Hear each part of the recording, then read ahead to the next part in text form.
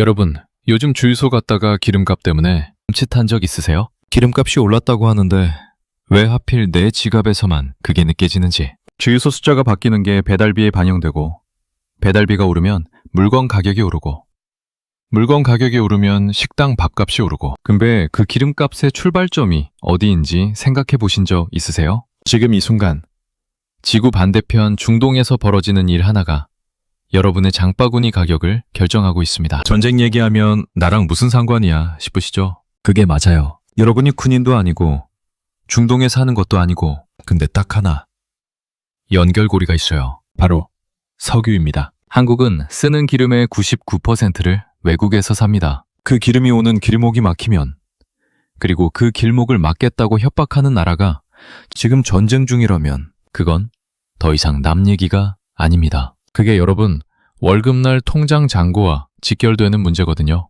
오늘 이 영상에서는 지금 중동에서 정확히 어떤 일이 벌어지고 있는지, 그게 유가를 어떻게 흔드는지, 유가가 흔들리면 한국 경제와 여러분 지갑에 어떤 순서로 영향이 오는지를 처음부터 끝까지 설명해 드릴 겁니다. 그리고 지금 이 상황에서 투자자들이 실제로 눈여겨보는 지표가 뭔지도 알려드릴 거예요. 이 영상 다 보고 나면 뉴스에서 유가 급등이라는 자막 딱 뜨는 순간 내 삶에 뭐가 어떻게 바뀔지 그림이 그려질 겁니다. 뉴스가 번역이 되는 거예요. 경제 유튜브 보면 왜 이렇게 어렵냐고 하시는 분들 많으시죠? 오늘은 그냥 편하게 이야기 듣는다 생각하고 들어주세요. 구독하고 좋아요 눌러주세요. 계속해서 여러분의 경제에 도움될 만한 영상만 준비하겠습니다.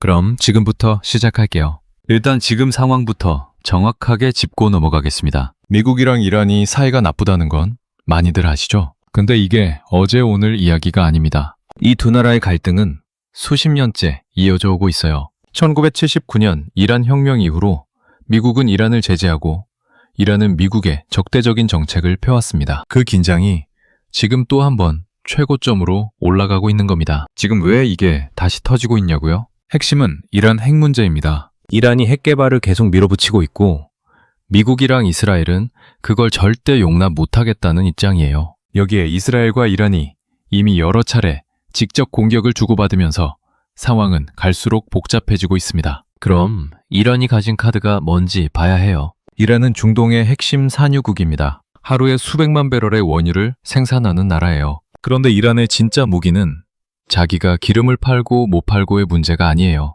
이란이 지리적으로 딱 옆에 붙어있는 곳이기 때문입니다. 바로 호르무즈 해협. 이란이 전쟁 나면 호르무즈 막겠다는 카드를 꺼내들 때마다 전 세계 유가가 출렁입니다. 실제로 봉쇄가 된 적은 거의 없어요. 근데 그게 중요한 게 아닙니다. 시장은 확정된 사실이 아니라 가능성만으로도 반응합니다. 이게 핵심이에요. 전쟁이 나서 사람이 다치고 건물이 무너지고 나서 유가가 오르는 게 아닙니다. 뉴스 헤드라인에 긴장 고조라는 말이 뜨는 순간 유가는 이미 움직이기 시작해요. 시장은 전쟁보다 빠릅니다. 그리고 시장이 먼저 움직이면 그 다음에 따라오는 건 여러분 생활입니다. 그러니까 총소리가 울리기 전에 지금 이 상황을 이해하고 있어야 합니다. 호르무즈 해협이라는 이름 뉴스에서 들어보셨죠? 근데 이게 어디 있는지, 왜 이게 막히면 그렇게 난리가 나는지 정확하게 아는 분은 의외로 드물어요. 지도로 보면 이란 남쪽과 아라비아 반도 사이에 있는 좁은 바닷길입니다. 가장 좁은 구간이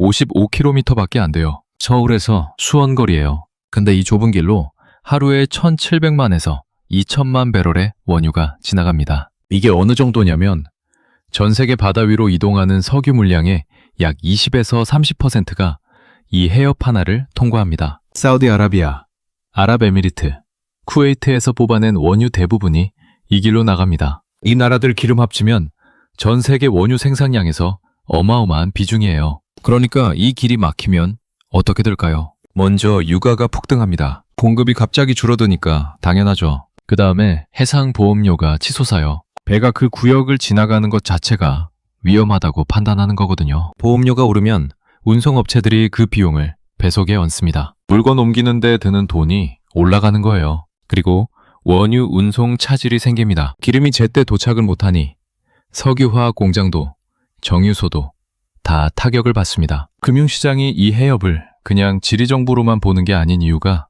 바로 여기 있습니다. 전쟁 자체보다 이 해협 봉쇄 가능성에 더 민감하게 반응합니다. 한 가지만 기억하시면 됩니다. 호르무즈 해협은 세계 석유 공급의 숨통입니다. 그 숨통이 조금이라도 조여지면 전 세계가 동시에 기침을 합니다. 그리고 그 기침이 한국에 올 때는 독감이 되어서 옵니다. 유가가 오른다는 말을 들으면 보통 주유소 기름값이 오르겠네 정도로 생각하시죠. 맞긴 한데 그게 끝이 아닙니다. 유가 상승의 파급력은 우리가 생각하는 것보다 훨씬 넓고 깊습니다. 기름이 오르면 제일 먼저 물가 전체가 올라갑니다. 왜냐면 지금 우리 주변에 있는 것들, 편의점에서 파는 과자도, 마트에 있는 채소도, 온라인으로 시킨 택배도 다 어딘가에서 트럭이 싣고 온 거거든요. 그 트럭이 기름을 먹고 달리는 거고요. 기름값이 오르면 운송비가 오르고, 운송비가 오르면 물건값이 오릅니다. 이건 한두 개 제품 얘기가 아니에요.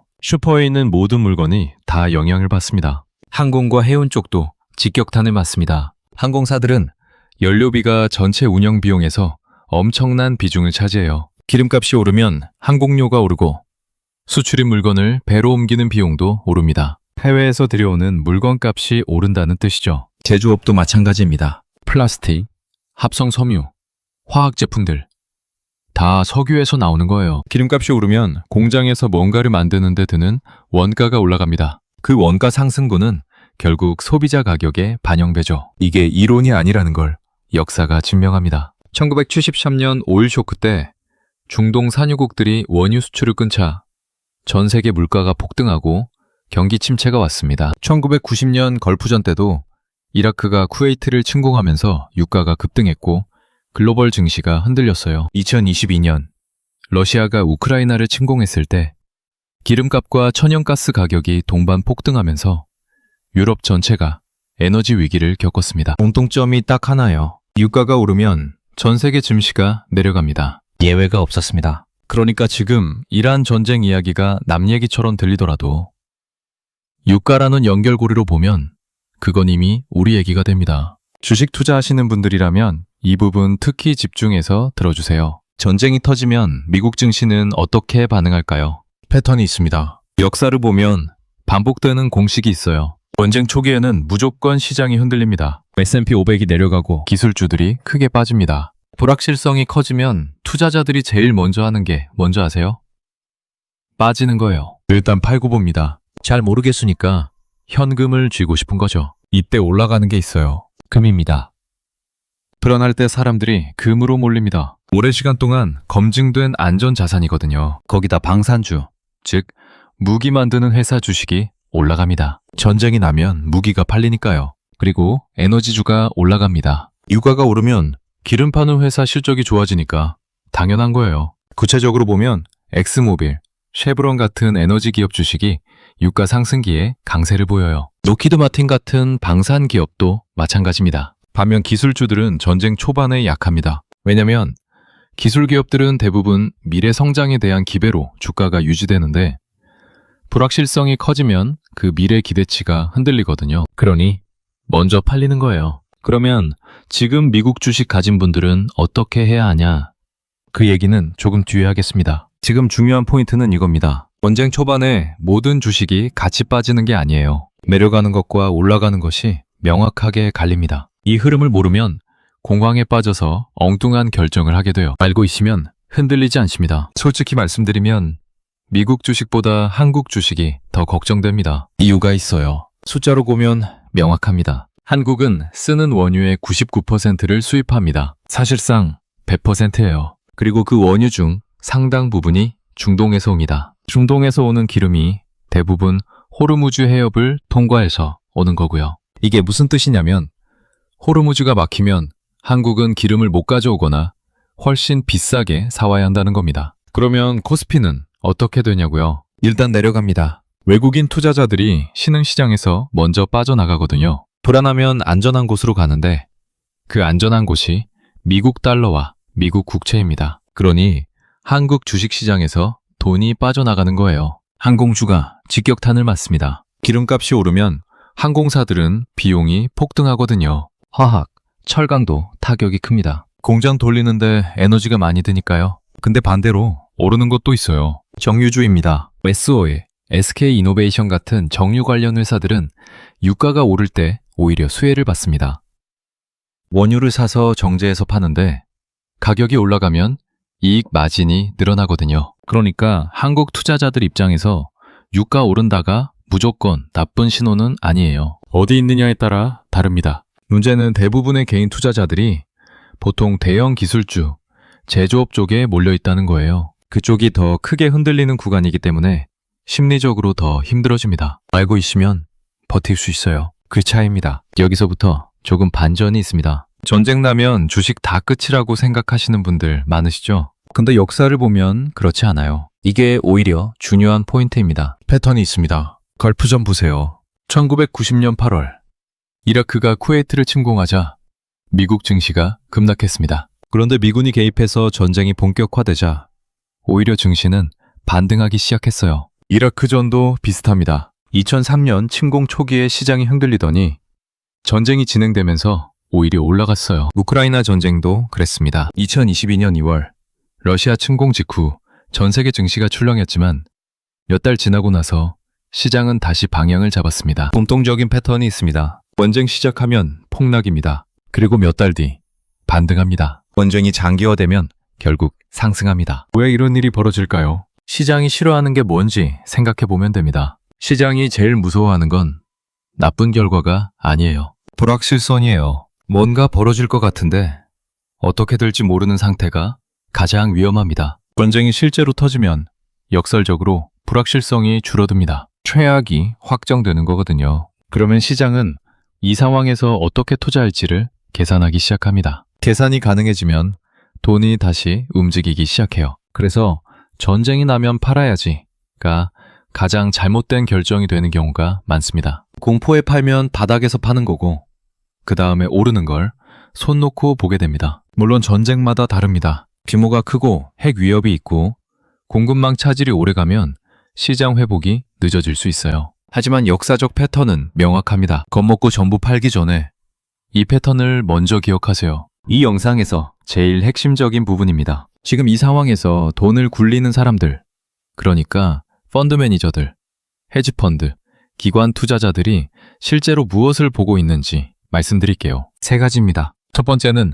호르무즈 봉쇄 여부입니다. 전쟁이 나도 봉쇄가 없으면 시장의 충격은 제한적입니다. 반대로 봉쇄가 현실화되면 충격의 규모가 완전히 달라집니다. 그러니까 지금 투자자들은 이란이 실제로 봉쇄를 실행할 의지가 있는지, 군사적 능력이 있는지를 계속 보고 있어요. 두 번째는 유가 100달러 돌파 여부입니다. 지금 국제 유가가 100달러를 넘느냐 안 넘느냐가 굉장히 중요한 심리적 기준입니다. 100달러를 넘어가면 인플레이션 우려가 다시 커지고 각국 중앙은행이 금리를 더 올려야 하는 상황이 올 수 있거든요. 금리가 오르면 기업들 이자 부담이 커지고 대출로 집 산 사람들도 힘들어지고 주식시장도 압박을 받습니다. 만약 유가가 120달러를 넘어서 봉쇄가 장기화되면 글로벌 경기 침체 가능성이 실제로 거론되기 시작합니다. 세 번째는 미국 금리 정책입니다. 지금 미국 연방준비제도, 즉 연준이 금리를 어떻게 가져가느냐가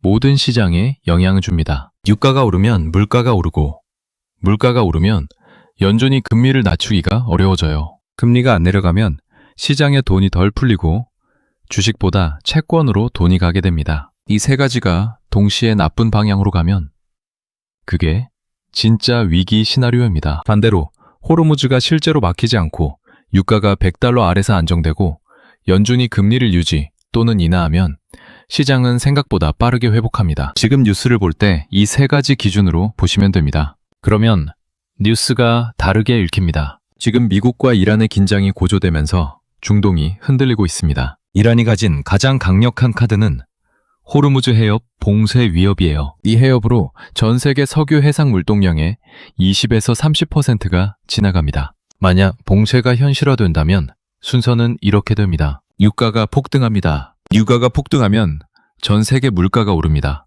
물가가 오르면 금리를 낮추기 어려워지고 금리가 높은 상태가 지속되면 경기 전반이 위축됩니다. 미국 증시가 흔들리고 한국 코스피는 더 크게 흔들립니다. 항공, 화학, 철강이 직격탄을 맞고 반대로 정유주와 방산주는 상승합니다. 하지만 여기서 반드시 기억하셔야 할 게 있어요. 전쟁이 오래가면 시장은 결국 다시 올라옵니다. 역사가 그걸 반복해서 보여줬어요. 만기 공포에 흔들려서 바닥에서 파는 게 가장 많이 하는 실수입니다. 그리고 지금 이 상황이 실제로 어느 방향으로 갈지는 세 가지를 보시면 됩니다. 호르무즈 봉쇄의 현실화 여부, 유가 100달러 돌파 여부, 미국 연준의 금리 정책, 이 세 가지가 어떻게 움직이느냐에 따라 앞으로 경제 상황이 결정됩니다. 아직 최악의 시나리오가 확정된 건 아닙니다. 지금은 관찰하고 이해하고 준비하는 시간입니다. 뉴스에서 유가 급등이라는 말이 나올 때 오늘 이 영상이 생각나셨으면 좋겠습니다. 그 순간 내 삶에 어떤 파장이 오는지, 내 지갑이 어떻게 영향을 받는지가 머릿속에 그려지실 거예요. 그게 이 영상의 목적이었습니다. 오늘 영상이 도움이 되셨다면 구독과 좋아요 꼭 눌러주세요. 경제 이야기를 어렵지 않게 하지만 제대로 알려드리는 영상 계속 만들어 드리겠습니다. 지금까지 리치마마였습니다. 감사합니다.